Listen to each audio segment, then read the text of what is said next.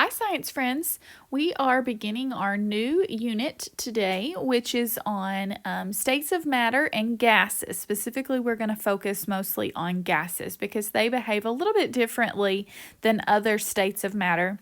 So hopefully you've got your packet by now.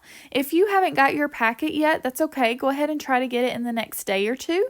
And if you need me to email you anything to print out or to be able to work out on your own paper in the meantime, just let me know that and I'm happy to send those files to you so that you can continue to work at home. So the first thing I gave you in your packet is a sheet. Normally I give it as a half sheet, but honestly I got kind of lazy and didn't cut them in half. So you've got 2 copies of it there, but it's a formula sheet. And so you'll want to keep that in convenient reference for yourself as we move through this unit. So you'll have 2 copies there if you cut those in half. One other thing I want to say about this unit is most of our tests are primarily mathy. But this unit, when we take the test, we'll have some multiple choice questions on it. So there's a lot of concepts to get here too. And last year, that's the part that the kids struggled with in this unit, was not the math. The math is pretty easy. The hard part is getting the concepts because you're not really used to having to do that for this class. And not really memorizing the concepts, but kind of being able to visualize them. And so I'll point that out and kind of how to understand these things, but try to personalize them as we go through the notes. There will be more written type notes like you see here today. Fewer math problems, though still math, but more written notes that are important as well. Okay? So let's go ahead and get started. So first we're going to talk about kinetic theory. Hopefully you recognize that term kinetic. You may recognize it from kinetic or potential energy. Hopefully you talked about those in middle school a little bit. But kinetic is motion. Kinetic energy is the energy of motion. And so what kinetic theory says is that all tiny particles, all forms of matter, are constantly in motion. So atoms are constantly moving. They're not just sitting there. Okay, we don't see them or we don't feel them, but they are constantly in motion.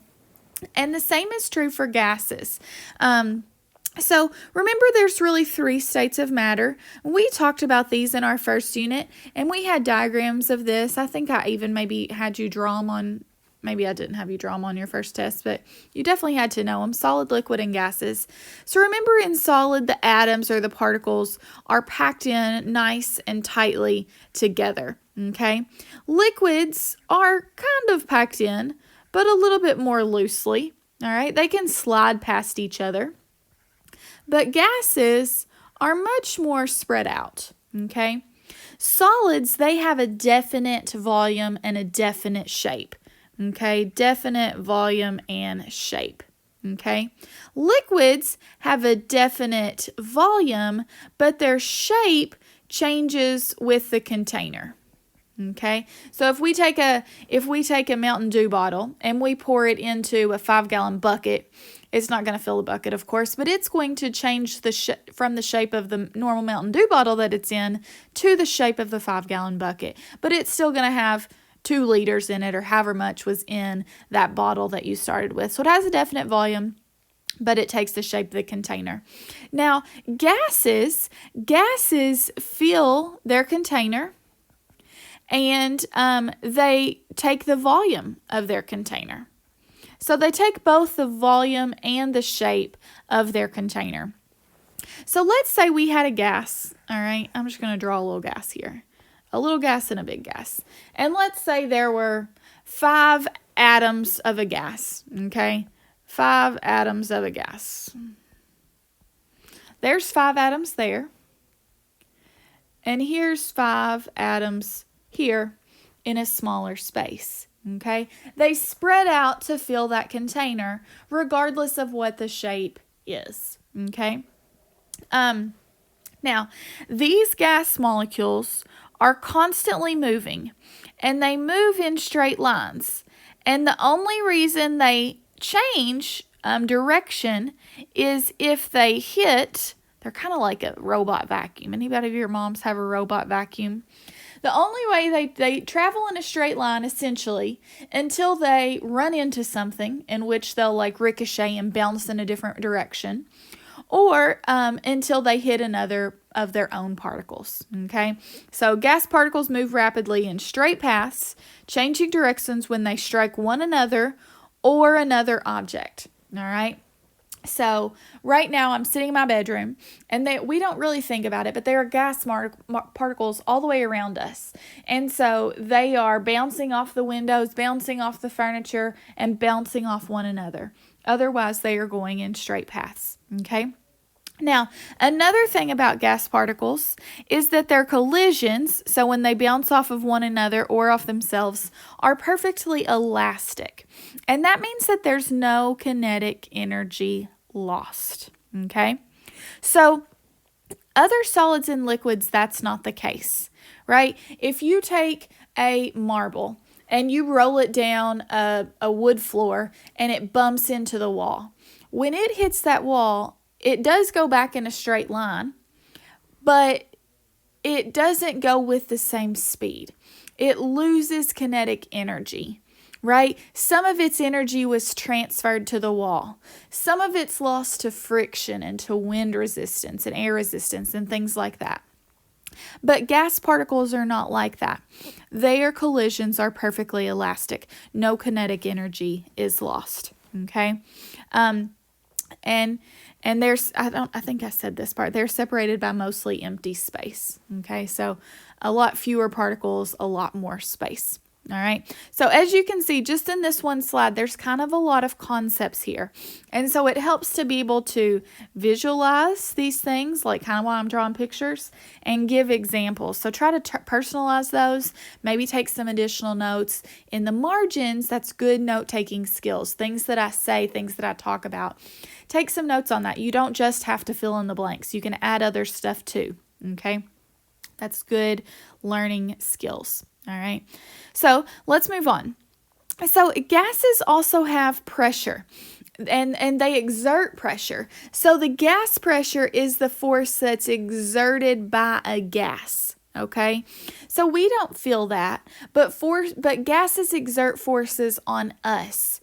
They also exert forces on their container, right? So when you blow up a balloon, the gas molecules are exerting a force on the balloon.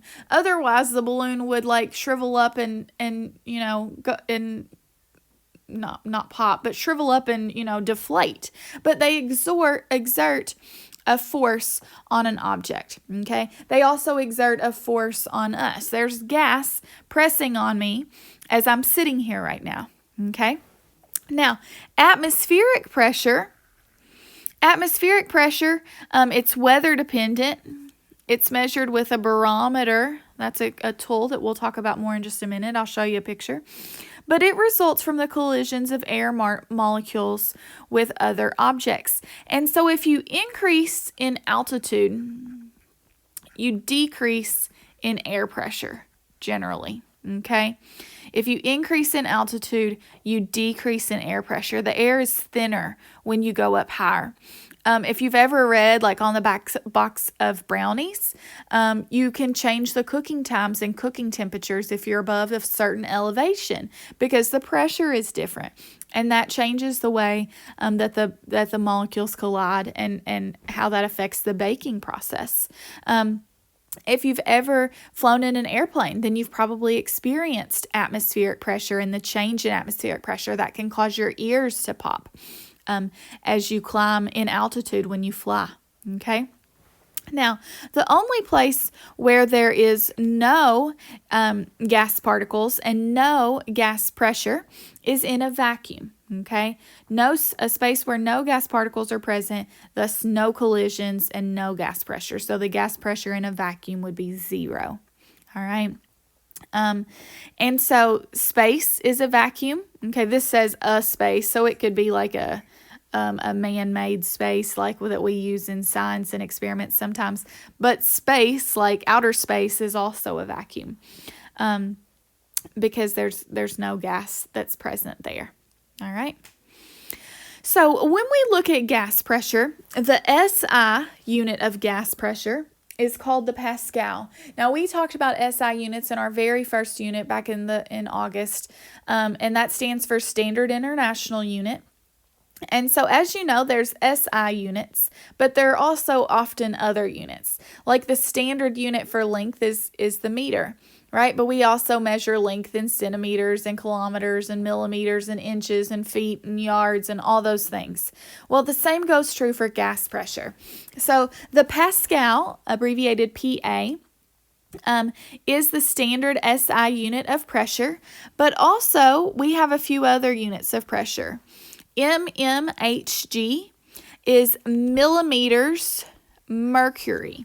Hg is the symbol for mercury if you look on the periodic table, and then you should recognize mm as millimeters. So that's another unit of pressure. And atmospheres are another unit of pressure.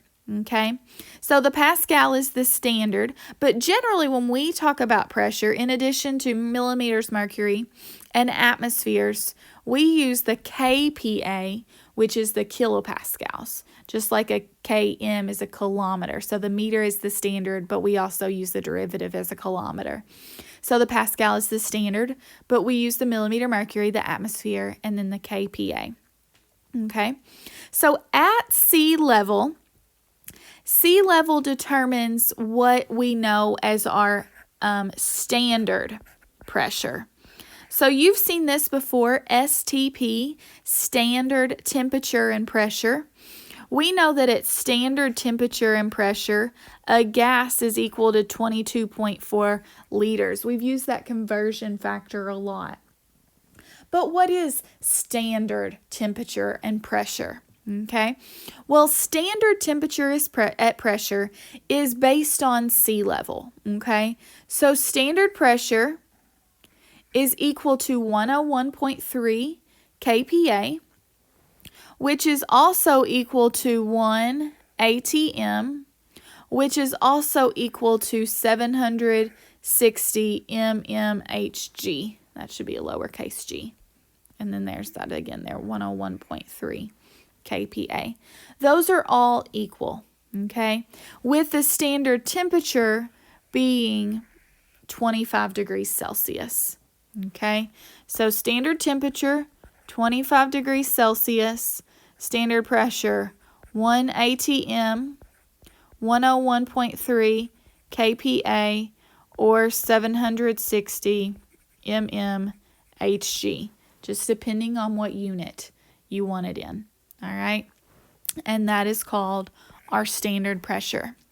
So on your formula sheet, I think it's on the right side and about the middle, you will see those values written, 1 atm, 101.3 kPa, 760 millimeters mercury.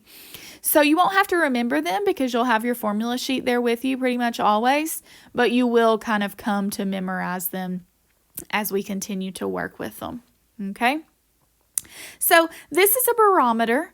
As I said, a barometer is used to measure pressure. So there are more fancier barometers now. This is kind of an early barometer called an aneroid barometer. But basically what happens in an aneroid barometer is we have this cylinder that contains mercury, or Hg, okay? And so the atmospheric pressure, whatever that is, pushes down on that mercury. And that pressure causes the mercury to rise up in the tube, okay? And this tube has markings on it, kind of like a ruler would, all right? And at sea level, which is what standard temperature and pressure is based on, it rises up to here, which is 760 millimeters. And so that's where we get that term millimeters mercury, because the mercury is used in these early aneroid barometers. If you increase the pressure more, if you have more pressure, then it will rise further. If the pressure is less, then it would maybe not go up as high, and so it would be fewer millimeters mercury. Okay? So one of your assignments today, or part of your assignment, is to be able to convert between these units. So let's do a practice, and then I've got a couple for you to try. So it says a gas is at a pressure of 1.5 atm. We're always going to start with what they give us, 1.5 atm. And it tells us to convert to kPa and mmHg. So I'm going to have to set up two problems here. Okay, 1.5 ATM. One of them I'm going to convert to kPa. One of them I'm going to convert to mmHg. Well, on both of them, I know I want ATM to be on the bottom because I want that to be able to cross out. Okay, and if we look back at our units, it's 1 ATM is equal to 760 mmHg and 101.3 kPa. So I'm going to use those as my conversion factors. So 1 ATM is equal to 760 mmHgs and is equal to 101.3 kPa. Okay? And so when I solve for this one on top, I'll get my answer in mmHgs. And when I solve for this one on bottom, I'll get my answer in kPa. And literally all I have to do is just multiply across. 760 times 1.5, that should be 1,140 mmHgs. Okay? And 1.5 times 101.3 is 151.95 kPas. All right? And that's those converted. Okay? And you should be able to kind of visually look at them and check, and see that you're kind of on track. We know that normal kPa is 100. And so if we're at 1.5 ATMs and normal is 1, then it should be about a half a time bigger. And it is when you go up to 150. And then the same thing goes for the millimeter mercury there. So on the next slide, you have a couple to practice. So I want you to pause me here, practice those, and then you can come back and check with me.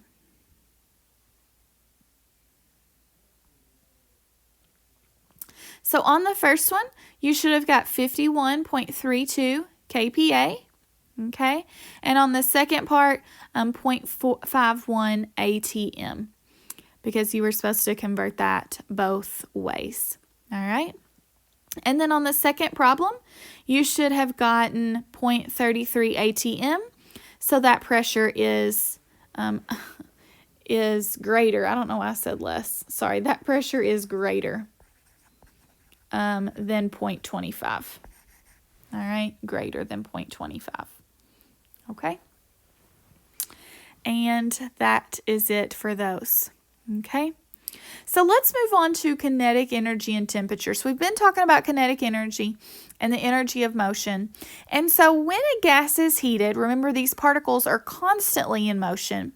But when a gas is heated, or anything, a gas, a liquid, a solid, any of those are heated, it absorbs energy, and so those particles, their motion speeds up. And as a result of speeding up, their kinetic energy increases, which results in an increase in their temperature. Okay? Temperature is a measure of kinetic energy. Temperature is a measure of kinetic energy. So, however much kinetic energy has, as an object increases kinetic energy, it will increase temperature. As it increases temperature, it will increase in kinetic energy. It will move faster. Those are directly proportional to one another. Okay? So they absorb energy, they speed up. That's an increase in their kinetic energy. That's an increase in their temperature. That's what happens when a gas is heated. When a gas is cooled, it releases energy. The particles slow down. They lose kinetic energy, and their temperature will decrease. Okay? So, gases and all particles, solid, liquid, or gases, are going to remain in motion until they reach a temperature known as absolute zero. So at absolute zero, atoms stop moving. They absolutely stop moving. And so absolute zero is 0 degrees Kelvin on the Kelvin scale, which is equal to negative 273.15 degrees Celsius. That is absolute zero, okay? And we're going to do a few conversions with those. That's what the second part of your assignment is today. So the Kelvin scale shows the relationship between temperature and kinetic energy of a substance. So if we're looking at things on the Kelvin scale, particles at 200 Kelvin would have twice as much energy as something with 100 Kelvin. Now, you can't say that for 100 degrees Celsius and 200 degrees Celsius. This is only for the Kelvin scale. Now, between 100 degrees Celsius and 200 degrees Celsius, you could say that it has more kinetic energy at 200 than at 100. But what you can't say is twice, okay? That twice, looking at the ratio, is reserved for the Kelvin scale, okay? So we've got a few values here that we are using for our temperature conversions. And honestly, you may want to write these on the back of your formula sheet, specifically these two, the Fahrenheit and Celsius conversion. The Celsius and Kelvin are pretty easy. So Kelvin is equal to Celsius plus 273. Celsius is equal to Kelvin minus 273. That one's pretty easy. The Fahrenheit and Celsius ones get a little bit confusing because of the 9/5 and the 5/9, and I always still have trouble keeping straight which one you have to do what to. So you may want to write that down on your formula sheet as well, okay? So let's do one practice here, and then I'm going to turn you loose to do your assignment, okay? So dry ice or frozen carbon dioxide sublimes. So we talked about sublimation before in a previous unit. It's a change between solid straight to a gas at 78 degrees Celsius under normal atmospheric pressure. So that would mean normal atmospheric pressure would be like at STP, okay? What is this temperature in Fahrenheit? And what is this temperature in Kelvin? So let's do Kelvin first. So remember, Kelvin is equal to Celsius plus 273. So we know our Celsius is 78.5, and then we're just going to add 273 to that. And so you should get Kelvin, it's going to be 351.5 K. And technically, Kelvin doesn't have a degree symbol on it. Okay, I won't count off if you do, but technically it doesn't. Okay. And then to get from Celsius to Fahrenheit, we have to do Celsius times 9/5 plus 32.